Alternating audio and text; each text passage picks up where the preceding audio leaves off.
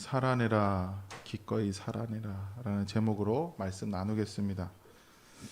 요새 기도하시면 응답이 잘 되십니까? 기도해도 하나님 응답해 주시지 않고 그런 게 계속 이렇게 살면서 계속 지속되면 뭐겠어요? 내가 원하는 그런 어려움을 지금 이렇게 변화되는 어려움들이 좀 변화되기를 원하잖아요. 근데 그게 계속되면 어느새 사람들의 마음에 냉담함이 생겨요. 부정적인 마음이 생겨요. 이건 누구에게나 찾아옵니다. 누구에게나 찾아와요. 그런 게 계속 지속되면.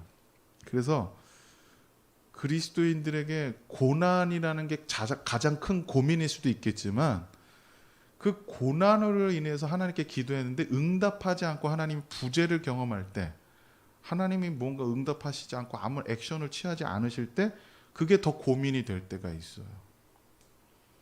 그러니까 기도해도 아무 일도 일어나지 않고 어떤 소망을 바랄 만한 뭔가 좀 건덕지가 있으면 좋겠는데 그런 것도 좀 별로 보이지 않을 때 참 어렵죠. 근데 그렇게 간신히 버티고 살면서 나도 모르게 어느 순간 마음이 냉담해지고 냉랭해지고, 한국 교회 많은 성도들이 그렇게 되고 있어요. 그냥 성도들 마음속이 그냥 뜨겁지도 않고 차갑지도 않고 뜨뜻미지근해서 어느 날은 막 이렇게 막 부흥사나 어떤 말씀을 막 이렇게 은혜 이렇게 받으면 막 이렇게 또 힘이 나는 것 같은데 또 삶을 돌아오면은 기도는 이루어지지 않고 이렇게 냉담하게 이렇게 뜨뜻미지근하게.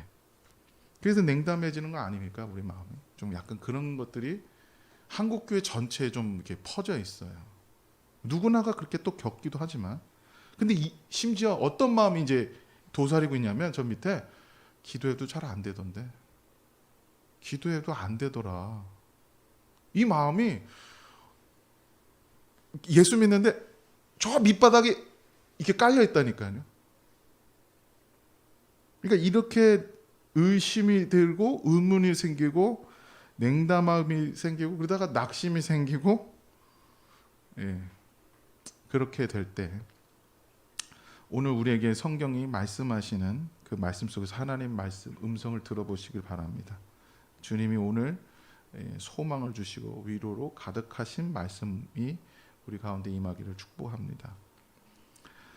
오늘 본문 1절은 그 65장 1절은 63장 15절의 기도의 응답입니다. 그러니까 63장 15절부터 시작되는 기도가 있어요. 그래서 64장 12절까지 기도가 쭉 이 선지자가 기도를 하는데 이 기도에 대한 응답을 하시는 거예요. 자, 63장 15절에 뭐라고 하냐면 중간에 보세요. 주의 열성과 주의 능하신 행동이 이제 어디 있습니까? 뭐라고 해요? 주님 뭐 하냐는 거예요. 주님 열심으로 지금 뭐 우리 도와주고 있어요? 그렇게 뭐 능력으로 뭐 지금 이렇게 액션을 취하고 있어요? 왜 역사 안 해요? 라고 하잖아요. 64장 7절에 뭐라고 하냐면 중간에 정말 웃겨요. 주의 이름을 부르는 자가 없네요. 주를 붙잡는 자도 없어요. 그러니까 지금 이사야 선지자는 뭐 하는 사람이에요? 하나님 말씀 선포하는 사람이잖아요. 하나님께 돌아와야 된다, 회개해라, 뭐 그렇게 하는데 하나님 뜻 선포하고 전했는데 돌아오는 사람 아무도 없는 거예요. 주를 찾는 사람 아무도 없는 거예요. 눈꽃만큼 또 변하는 게 없는 거예요. 그러니까 뭐라고 얘기해요? 주께서 우리에게서 얼굴을 숨기시며 우리의 죄악으로 말미암아 우리를 소멸하게 하셨습니다. 우리 그냥 망하게 하시네요.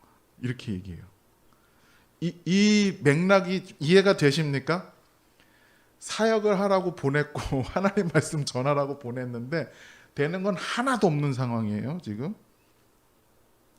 자, 64장 1절은 뭐라고 하냐면 원하건대 주는 하늘을 가르고 강림하시고 주 앞에서 산들을 진동하기를 불이 섣불 사르며. 그러니까 뭔 얘기를 지금 기도를 하냐면 하늘을 찢어버리든지 부수든지 산들을 무너지게 하든지 뭔가 큰 기적이 일어나서 뭔가 이렇게 큰 일을 뭔가 이렇게 해야 되는 거 아닙니까? 이렇게 간청하는 거예요. 자, 지금 이스라엘은 하나님 앞에서 정말로 죄를 많이 짓고 있습니다. 그래서 죄로 가득해서 지금 어떤 상황이냐, 나라가 망한 거예요. 이민족들이 쳐들어오고 있어요. 망하고 사람들은 죽어나가고 불나고 사람들의 삶이 어떻게 해요? 우크라이나 전쟁 보세요. 지금 민간인들은 막 잡아 죽이기도 하고요. 처참해요. 애들이 막 죽어나가고 있고요. 병원에도 막 폭격을 하고 있고 너무너무 끔찍한 일들이 자행되고 있잖아요. 그때 당시에는 어떻겠습니까? 고대에는 뭐 뭔가 이렇게 제대로 된 그런 무슨 그런 뭔가 이렇게 윤리 도덕이라는 게 있었겠습니까? 전쟁 시에 그냥 막 사람을 죽였겠죠. 그러니까 그런 상황 속에서 64장 12절에 뭐라고 하냐면 여호와 일이 이러하거늘 주께서 아직도 가만히 계십니까? 주께서 아직도 잠잠하십니까? 우리에게 심한 괴로움을 받게 하십니까? 뭘 아무것도 안 하고 이렇게 비참하게 내비둬 둘 겁니까? 이렇게 기도하는 거예요. 그러니까 말씀을 전해도 회개하는 사람도 없고, 이 사람들이 회개해야 하나님 용서해 주시고 나라도 살고, 예? 그런 거 아니겠어요? 그런데 회개를 안 하고 돌아오지도 않고 나라가 보존되기는커녕 망하고 사람들은 죽고 고난은 계속되고 회복될 만한 가능성이 하나도 없잖아요. 지금 소망을 둘 게 없잖아요. 그러니까 지금 이렇게 선지자가 열이 받고 낙심되고 뭔가 이렇게 얘기를 하는 거예요. 그러니까 1절이 뭐예요? 지금 뭐라고 대답하시는 거예요?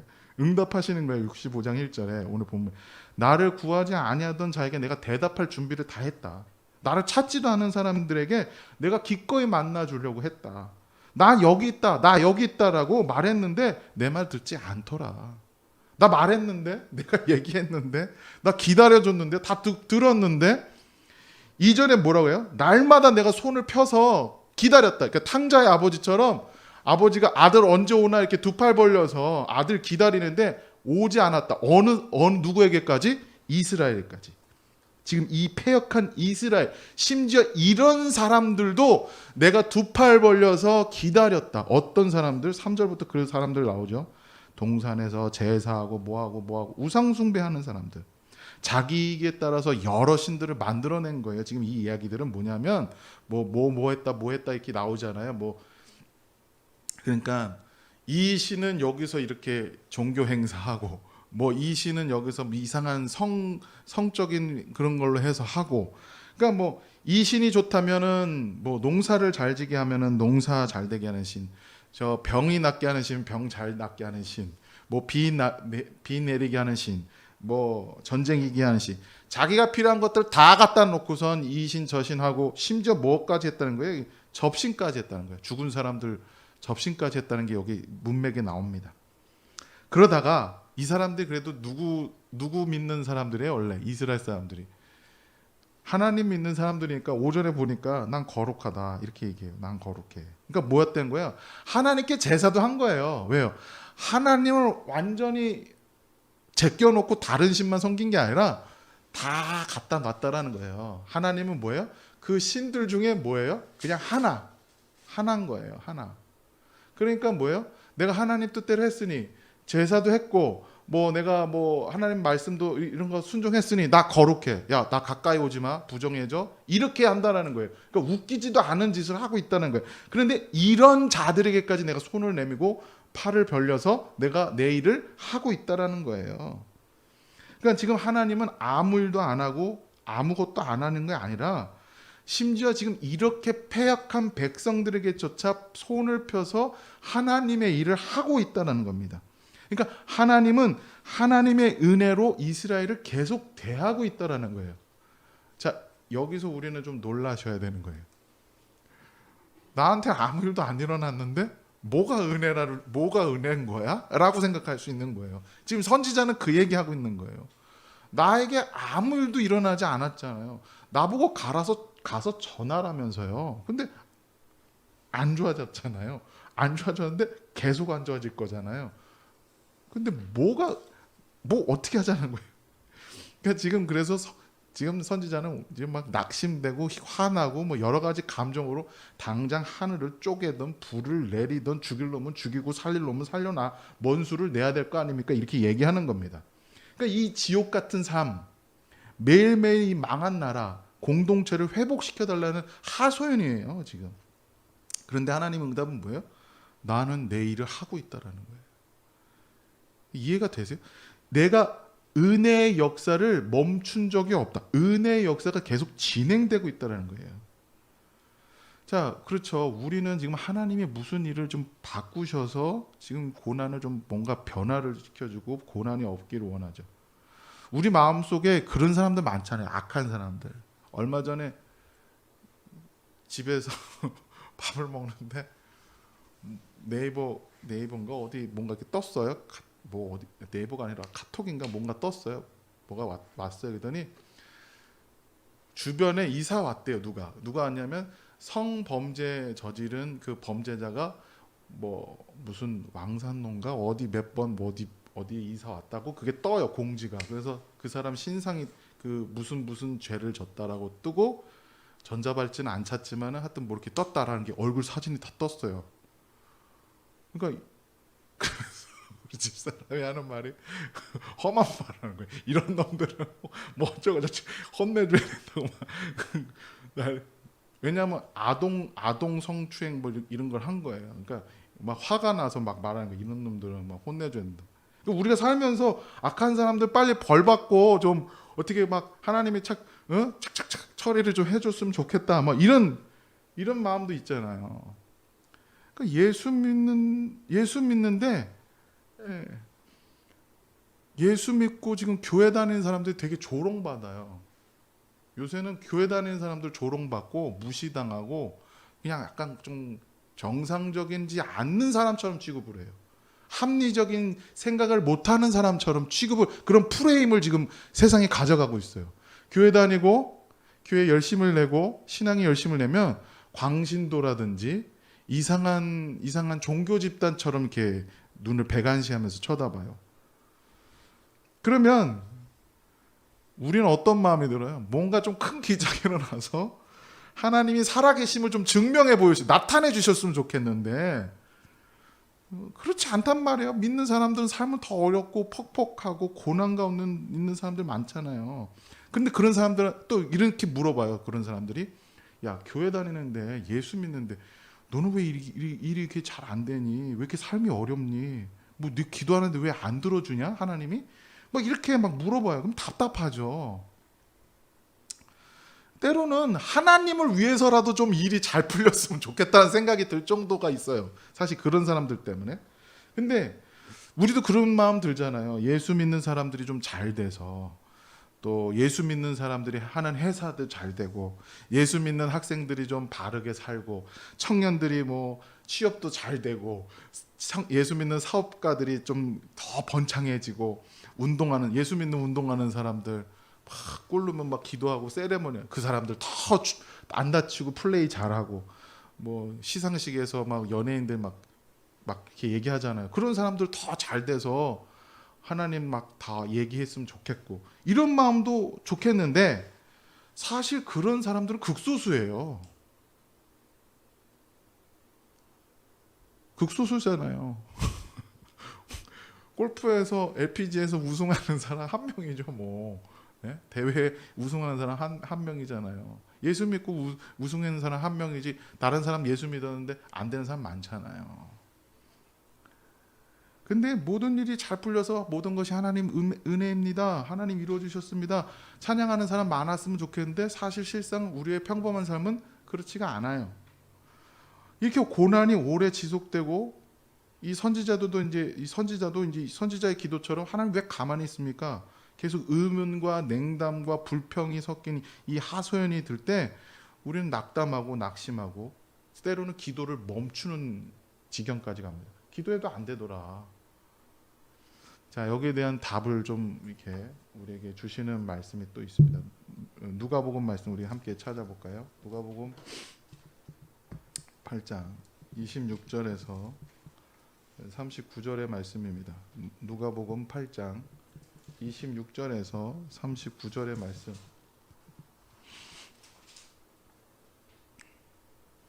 제가 읽겠습니다. 좀 길지만 좀 빠르게 읽겠습니다. 그들이 갈릴리 맞은편 거라사인의 땅에 이르러 예수께서 육지에 내리심에 그 도시 사람으로서 귀신 들린 자 하나가 예수를 만나니 그 사람은 오래 옷을 입지 아니하며 집에 거하지도 아니하고 무덤 사이에 거하는 자라. 예수를 보고 부르짖으며 그 앞에 엎드려 큰 소리로 불러 이르되 지극히 높으신 하나님의 아들 예수여, 당신이 나와 무슨 상관이 있나이까? 당신께 구하노니 나를 괴롭게 하지 마옵소서 하니, 이는 예수께서 이미 더러운 귀신을 명하사 그 사람에게서 나오라 하셨습니다. 귀신이 가끔 그 사람을 붙잡음으로 그를 쇠사슬에 고랑에 매어 지켰으되 그 맨 것을 끊고 귀신에게 몰려 광야로 나갔더라. 예수께서 내 이름이 무엇이냐 물으신즉 이르되 군대라 하니, 이는 많은 귀신이 들렸습니다. 무저갱으로 들어가라 하지 마시기를 강구하더니 마침 그곳에 많은 돼지떼가 산에서 먹고 있는지라.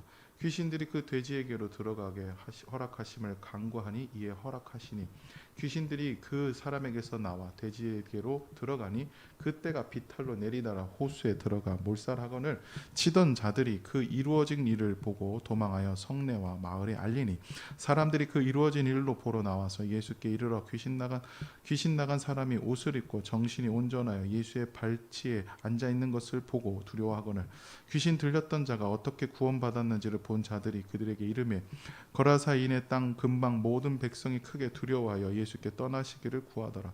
예수께서 배에 올라 돌아가실새 귀신 나간 사람이 함께 있기를 구하였으니, 예수께서 그를 보내시며 이르시되 집으로 돌아가 하나님이 네게 어떻게 큰 일을 행하셨는지 말하라 하시니, 그가 가서 예수께서 자기에게 어떻게 큰 일을 행하셨는지 온 성내에 전파하니라. 아멘. 자, 거라사 이방 땅으로 보입니다. 이 땅에 주님이 가셨어요. 거기서 군대 귀신 들린 사람이 있었습니다. 그 사람이 얼마나 난리를 치든지 쇠사슬로 묶어놨답니다. 너무나 난리를 쳐서. 그런데 이 귀신 들린 사람이 얼마나 힘이 센지 그 쇠사슬도 끊고 광야로 헤매고 돌아다닐 때가 한두 번이 아니라는 거예요. 자, 그렇게 큰 귀신인데 주님 앞에 엎드립니다. 그리고 그 귀신이 얘기해, 나를 괴롭게 하지 마세요. 주님이 나오라고 하니까 어쩔 수 없이 쩔쩔매고 있는 거죠. 자, 주님이 물어보시죠. 너 이름 뭐냐? 몰라서 묻는 거 아니에요. 사실 주님이 이름을 안다는 건 뭐예요? 이름이라는 건 그 존재 자체인 거예요. 그러니까 그 존재 자체를 안다라는 건 뭐예요? 다 장악했다라는 거예요. 점령했다는 뜻인 거예요. 그러니까 이름을 안다는 건 뭐예요? 그 존재를 다 안다라는 거예요. 점령했다는 뜻이에요. 그러니까 이름이 뭐냐? 군대입니다. 그러니까 이때 당시 군대는 레기온이죠. 레기온. 그 레기온이라는 그 군대는 단위가 한 5-6천 명, 그 로마 군대 그 단위 범위로 움직였답니다. 그러니까 아마 이제 우리가 많은 군대 숫자라고 했는데 그냥 레기온 한 부대를 얘기하면 한 5-6천 명 되는 귀신인 거예요. 사실은 그렇게 많은 귀신이 한 사람 몸에 들어가서 그렇게 난리를 쳤던 겁니다. 자, 그런데 중요한 것은 귀신이 돼지떼에 들어가기를 원한대요. 무저갱으로 아예 들어가는 게 아니라 귀신 돼지떼에 들어가기를 원한대요. 하나님 예수님이 허락해 줬어요. 그러더니 귀신 들린 이 돼지떼가 갑자기 비탈로 내려가서 호수에 들어가서 다 죽어버립니다. 그러니까 돼지 치던 자들이 무서워서 마을로 들어가서 알립니다. 그리고 사람들이 몰려와서 뭐해요? 아이고 주님, 귀신을 쫓아내서 우리 이 사람을 고쳐주셨네요. 감사합니다가 아니라 좀 나가주세요. 더 이상 여기 있지 말고, 또 여기 있다가 또 누구 집을 또 풍비박산 낼 겁니까? 저게 얼마짜린데 저 돼지가 전 재산을 모아서 기른 건데 누구네 집 이러다가 우리 동네 다 망합니다. 자, 이렇게 손해나고 안 좋은 일 생길 것 같아서 지금 떠나시기를 강구하는 거예요. 귀신 들렸다가 나은 사람은 뭐예요? 함께 있기를 원하는데 지금 이 사람들은 다 가라는 거예요. 그러니까 지금 귀신이 쫓겨나면서 지금 그 안에 하나님이 지금 통치하시고 하나님의 통치가 임한 거잖아요. 그러니까 귀신이 순종하고 떠난 거잖아요. 그러니까 귀신의 통치가 아니라 하나님의 통치가 임한 걸 보여준 거란 말이에요. 그러니까 하나님 나라를 복음을 선포하신 거예요. 근데 그들은 그거 관심도 없어요. 뭐에 관심 있어요? 돼지떼가 죽었다. 우리가 손해봤다. 그거에 관심이 있는 거예요. 그러니까 주님이 선포하시는 하나님 나라의 복음에는 관심이 없고 지금 뭐만 관심 있어요? 돼지떼, 손해본 거. 또 어떻게 또 손해가 날까? 그것만 생각하고 있는 거예요. 그러니까 우리가 생각하기는 좀 이렇게 하셨으면 좋을 거다. 자, 귀신도 쫓아내고 돼지떼에다가 귀신을 넣지 말고 딴 데다 쫓아내서 돼지떼 안 죽었으면 그 사람들이 예수님 더 잘 믿었을 거 아니냐. 요런 생각을 머리 회전이 빨리게 굴려서 이렇게 생각을 하죠, 우리가. 그럼 예수님 더 잘 믿었을 거 아닙니까? 이게 뭐예요? 예수 믿으면 좋은 일 일어나고 이 세상에서 인정받고 가치 있는 일로 되면 사람들이 그거 보고 더 많이 교회로 오고 예수 믿는 거 아니겠소? 이런 생각 한단 말이에요. 예수 믿으면 더 좋은 일이 일어나야지. 예수 믿으면 더 잘 돼야지 라는 생각이 은연중에 우리의 마음속에 있다란 말이에요. 왜요? 이 세상에서 보상받는 심리가 있거든요. 보상받고 싶으려는 심리가 있어요. 그런 마음 때문에 이 본문을 보시라는 거예요. 안 좋은 일 생기거나 손해나는 일이면 주님 우리는 떠나라고 할 겁니까? 우리가? 주님 나 지금 고난당하고 주님 믿어서 더 안 되는 것 같으니까 나 이제 주님 안 믿겠습니까? 라고 할 겁니까? 그건 하나님 나라가 지금 어떻게 역사되고 있는지 보지 못하는 거라고 얘기하시는 거예요. 지금 하나님 나라에 임했죠. 하나님 통치가 임했잖아요. 그걸 보지 못하는 거예요. 지금 누구만 지금 하나님 나라에 구원 얻은 사람 됐어요? 여기 동네 사람들 그거 다 봤는데도 하나님 나라 구원을 얻지 못했어요. 누구 한 사람? 이 귀신 나간 사람. 귀신이 들려서 귀신 나간 사람만 하나님 나라 통치가 임하고 구원이 임했어요. 지금 우리가 무언가 예수 믿으면 이익이 생기고 이 땅에 살면서 보상이 있어야 한다는 생각을 합니다. 예수님 믿으니 고난도 없애주셔야 하고 일이 잘 돼야 된다 이런 생각 가득하죠. 근데 예수 믿으면 오히려 더 손해본다? 예수 믿으면 더 고난당한다? 이런 걸 견디기 힘들어하는 거예요. 하나님은 사람들의 이익대로 원하는 방법대로 하나님 나라를 이루시는 게 아니라는 거예요. 여기서 말씀하시는 거는. 지금 뭘 말씀하시냐면 사람이 원하는 방법이 천국이냐라는 거예요. 우리 천국 어떻게 생각해? 옛날에 우리 어렸을 때 설교 들을 때 저 천국에 가면 고래등 같은 기와집에, 왜 기와집인지 몰라요. 기와집에 그런 데서 살고 뭐 황금이 막 널렸고 저기 뭐 죽기 일보 직전에 예수 믿은 사람들은 하나님 앞에 헌신하지 않았기 때문에 부끄러운 구원을 받아가지고 개털 면류관 개털 모자 쓰고 우리는 하나님께 헌신했고 뭐 열심히 했으니까 황금 면류관 왕관을 쓰고 있다. 뭐 이런 거 좋은 거 다 갖고 있다. 잘 생각해 보세요. 천국이라는 데가 세상에 가장 좋은 거 갖다 모아놓은 게 천국입니까? 세상에 가장 좋은 물질적인 것을 갖다 놓은 게 천국이냔 말이에요. 그거 아니잖아요. 그런데 왜 자꾸 그거를 사람들은 왜 자꾸 갖다 놓냔 말이에요. 이게 하나님 나라냐? 그러니까 우리가 손해 안 보고 잘 되는 게 하나님 나라예요? 손해 나도 하나님 통치가 임하면 그게 하나님 나라라고 얘기하시는 거예요, 지금. 이거 심각하게 우리가 보셔야 되는 거예요. 이게 지금 그래서 우리 삶이 환장하겠는 거예요. 그러니까 우리는 예수 믿으면 세상에서 좀 인정받고 자존심 구기지 않고 이런 걸 원하잖아요. 그런데 주님은 이 하나님 나라의 구원이라는 건 신적 차원으로 우리를 부르시고 채우시는 것이지 이 세상에 있는 물질적인 것을 갖다 놓고 풍성하게만 해놓는 게 하나님 나라라고 하는 게 아니라는 거예요. 그렇다고 가난하게만 살아야 된다는 뜻이 아닙니다. 절대 오해하시면 안 돼요. 이 구원이라는 거, 하나님께 은혜를 받았다는 것은 이 땅에서 잘 먹고 잘 사는 정도의 소점이 있는 게 아니라 하나님의 통치를 그대로 받는 자의 모습이라는 거예요. 은혜를 받는 자의 모습이라는 거예요. 그래서 우리가 어떻게 돼요? 예수 믿으면 고난도 겪고 그렇다가 손해를 보기도 하고 하지만 이익을 위해서만 역사되는 것이 아니라 하나님 나라의 통치가 임하는 그 진리를 보셔야 된다는 것을 얘기하는 겁니다. 지금 여기서는 모든 권세가 복종하고 있고 구원을 주시는 분은 예수님밖에 없다. 그래서 하나님 통치가 예수님을 통해서 임했다라는 것을 얘기하시는 거예요. 그러니까 고난이 있더라도 손해가 있어도 맡기는 삶을 살아야죠. 우리가 하나님 앞에 맡겨야죠. 믿는 자의 삶을 살아야 되는 거예요. 이제는 고난이 와도 내가 뭐 하는 사람? 고난이 와도 예수님께, 손해가 나도 예수님께 맡기는 삶이 돼야 되는 거예요. 자꾸만 이익에만 집착하는 사람이 아니라, 오늘 본문에도 지금 65장, 이사야 65장에 이렇게 말씀하시는 거예요. 내가 팔을 폈지 않냐? 내가 손 내밀었다. 나 다 듣고 있다. 말하고 있다. 내가 준비하고 일하고 있다.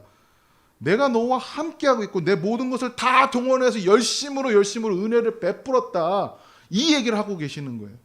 일 안 한 것 같지? 나 일 다 하고 있다니까. 너네가 모르는 일을 하고 있어. 너희들이 원하는 방법, 나라가 막 다시 건국되고 사람들이 막 이사야 선지자가 선포하면 막, 저도 그런 마음 왜 없겠어요. 방송, 유튜브 방송 설교하면 사람들이 많이 들어서 교회 막, 우리 교회 아니더라도 사람들이 예수 믿고 막 돌아오기를 왜 마음이 없겠어요. 그런데 하나님은 꼭 그런 방법이 아니라는 거예요. 지금 이사야는 그걸 원하고 있는 거예요. 이사야가 뭘 원하고 있냐면, 내가 전했으면 뭔가 사람들이 하나님 말씀을 믿고 돌아오고 회개하고 자복하고, 하나님이 뭔가 큰 일을 행하셔서 뭔가 바벨론 사람들을 물리쳐 주시고 뭔가 이렇게 일이 일어났으면 좋겠는데, 하나님은 그런 방법이 아니라는 겁니다. 오늘 본문 말씀에 8절 9절을 우리가 한번 살펴볼게요. 8절 9절 뭐라고 말씀하십니까? 남은 자에 대해서 얘기하고 계십니다. 남은 자. 자, 여호와께서 이와 같이 말씀하시되, 포도송이에는 즙이 있으므로 사람들이 말하기를 그것이 상하지 말라.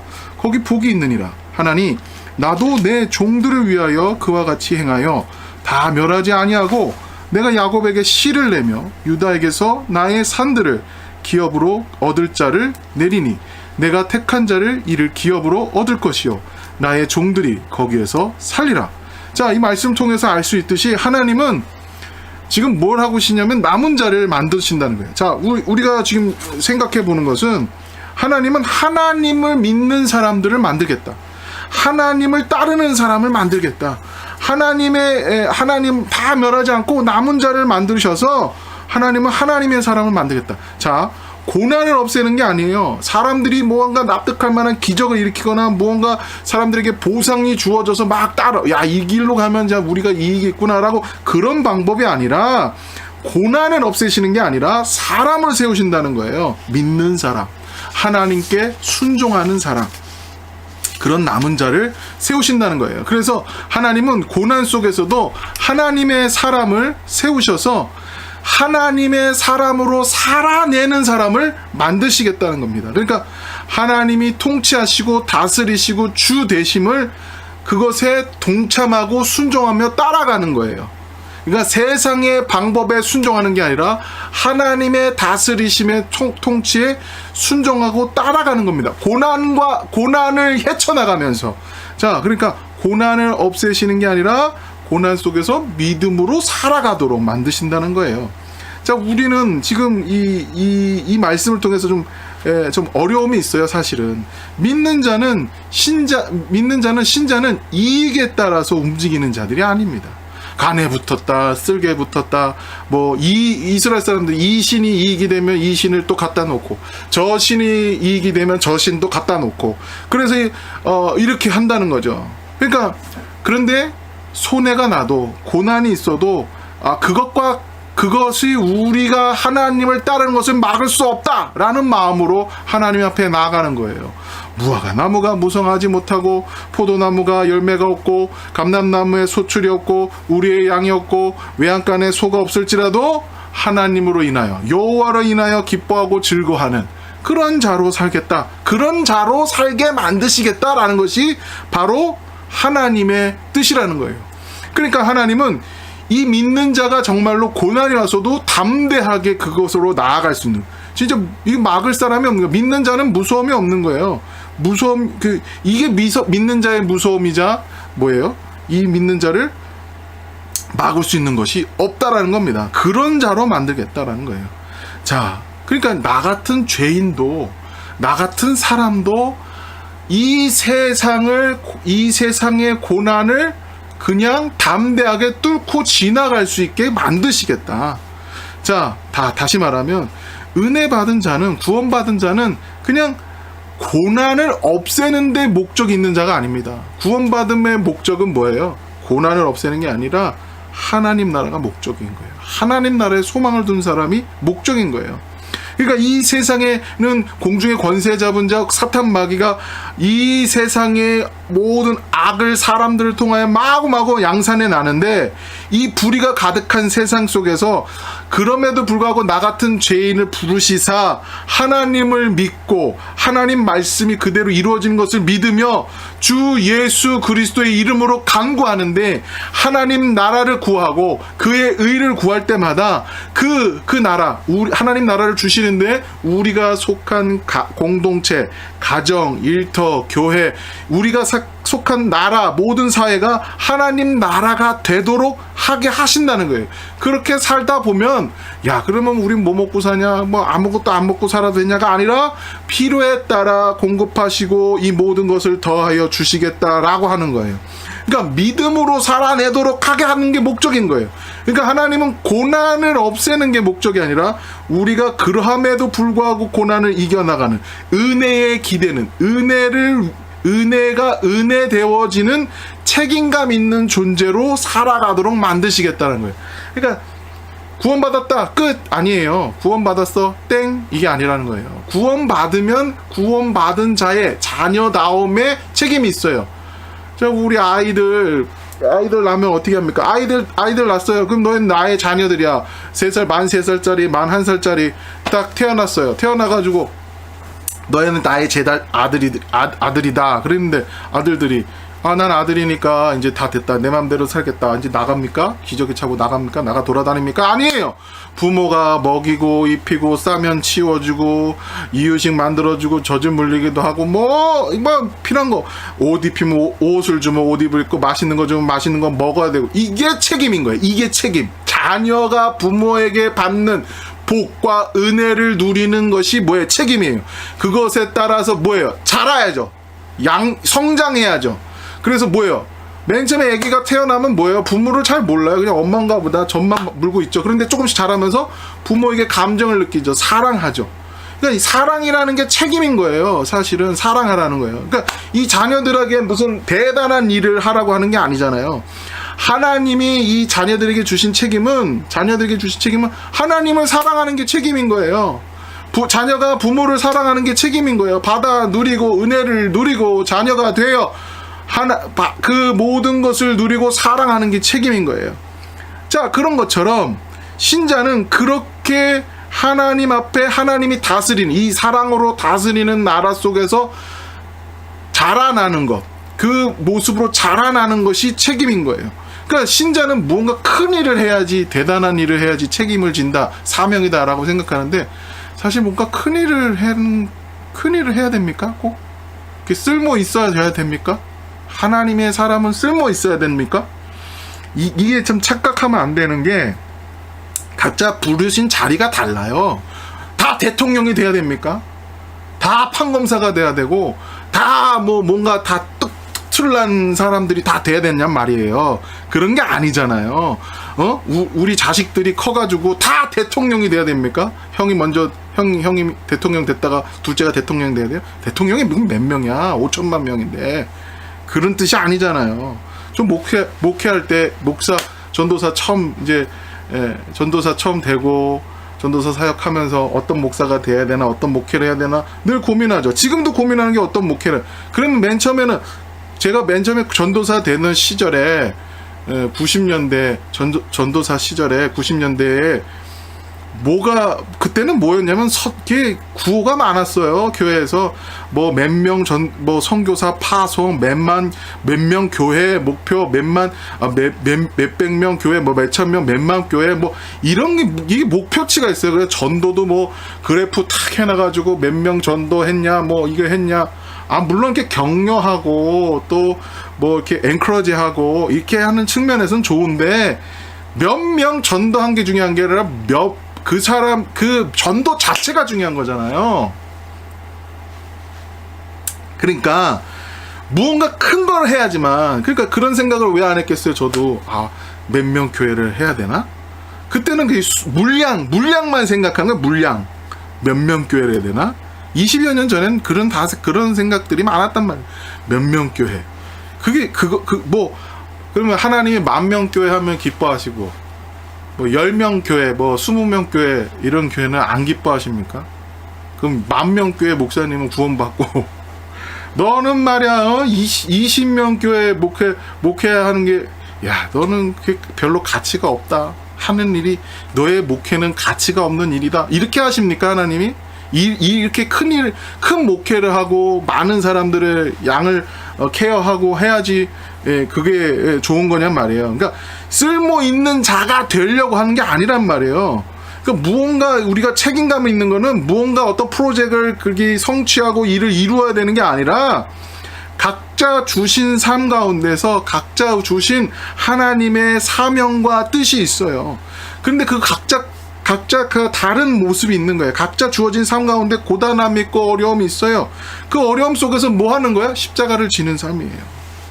예수 그리스도의 모습으로, 예수 그리스도의 방법으로, 예수 그리스도까지 자라가며 예수 그리스도가 목적으로 살아가는 것이지 어떤 일을 성취해야 되는 게 아니란 말이에요. 자녀들이 다 대통령 돼야 됩니까? 자녀들이 다 대기업 총수가 돼야 됩니까? 재벌이 돼야 됩니까? 그래야지 책임을 다하는 겁니까? 아니라고요. 기도가 응답되시지 않습니까? 하나님이 아무런 일을 하지 않는 것 같으냔 말이에요.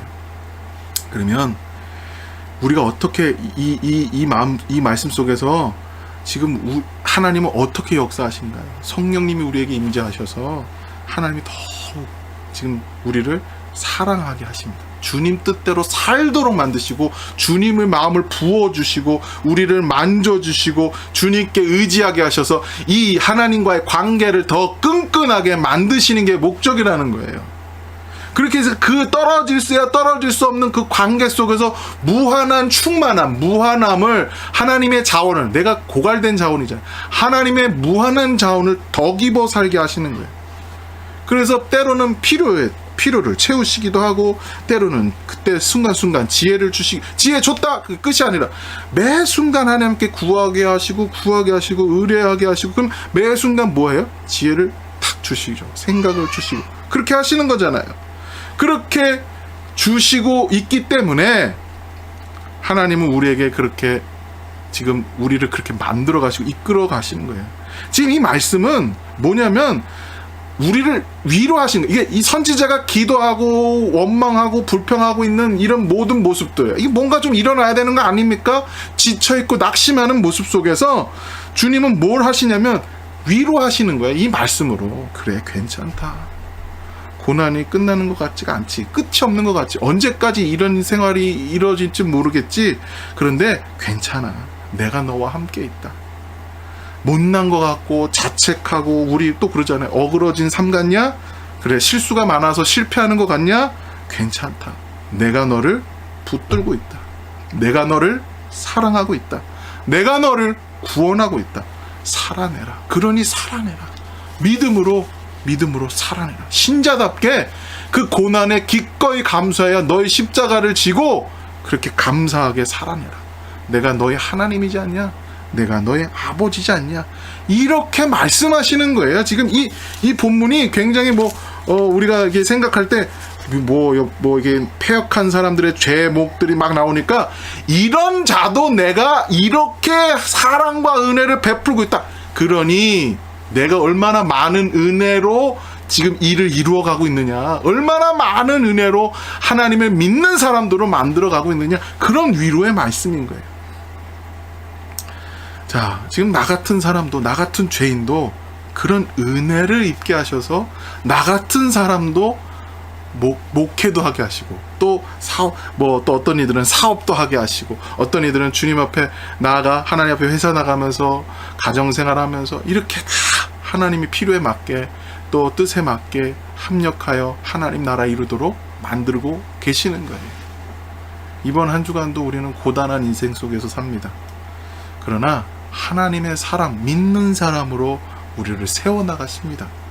기꺼이 살아내도록, 고난 속에서 기꺼이 그것을 감내하면서 살아내도록 하게 하십니다. 그 속에서 무슨 책임? 사랑하는 책임을 사게 하십니다. 사랑하게 하셔서 네 삶 가운데 변화되는 걸 보라. 너가 변화되고 너의 가족이 변화되고 네가 속한 공동체가 변화되고, 그렇게 고단한 삶이지만 기꺼이 살아내라. 기꺼이 살아내는 그런 복으로 채워지는 놀라운 축복된 한 주간이 되시기를 바라는 마음에 이 말씀 전합니다. 기도하겠습니다. 하나님 아버지, 하나님께서 사랑하시는 사람들과 말씀을 나눴습니다. 고난이 언제까지 될지, 이 퍽퍽한 삶이 언제까지 지속되는지 모르고 하나님 앞에 불평하고 이 고난을 없애달라고 하고 또 환경을 없애달라고 할 때가 많이 있었습니다만, 하나님께서는 고난을 없애는 것이 아니라 하나님의 사람을 세우시고 하나님을 따르도록 만드시고 믿음을 주시고 그 믿음 속에서 기꺼이 책임감 갖게 하여 주셔서 살아내도록 하여 주시는 줄 믿습니다. 아버지, 기꺼이 사랑하도록 또 위로 주시고 또 세임 주셔서 은혜 가운데 얼마나 크신 은혜인지를 알게 하여 주시는 줄 믿습니다. 오늘도 이 말씀 가운데 충만히 받게 하여 주셔서 하나님, 오늘도 한 주간도 주님 뜻 가운데 서나갈 수 있도록 복되게 하여 주시옵소서. 한 주간도 주님 은혜 가운데 살아갈 수 있도록 인도하여 주옵소서. 살아내라고 하시는 말씀처럼 기꺼이 살아낼 수 있도록 축복하여 주셔서 날마다 그 은혜 가운데 걸어나갈 수 있도록, 낙심하지 않을 수 있도록, 믿음으로 든든히 서나갈 수 있도록 인도하여 주옵소서. 감사하며 예수 그리스도 이름으로 기도합나이다. 아멘.